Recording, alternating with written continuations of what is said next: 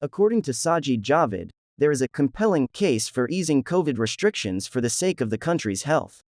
While the actions taken had saved countless lives, the health secretary stated that the rules had resulted in a shocking increase in domestic violence and mental health problems.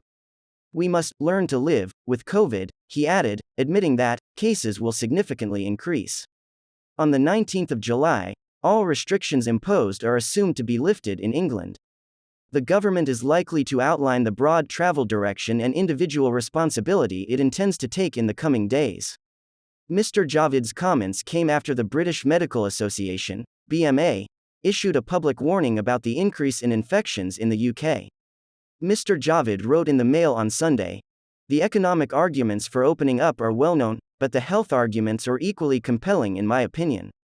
The rules that we have been forced to enact have resulted in an alarming increase in domestic violence and a devastating impact on the mental health of so many people," he continued.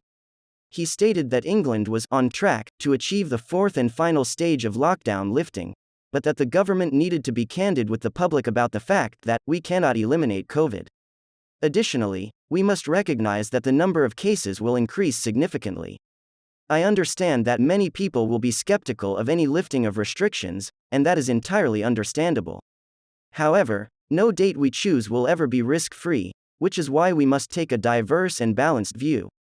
We need to learn to accept COVID's existence and devise strategies for dealing with it, just as we do with flu. Mr. Javid warned that the NHS's backlog would get significantly worse before it gets better, as millions of people avoided seeking healthcare during the pandemic. We safeguarded the NHS to ensure that it was available to everyone in need of care.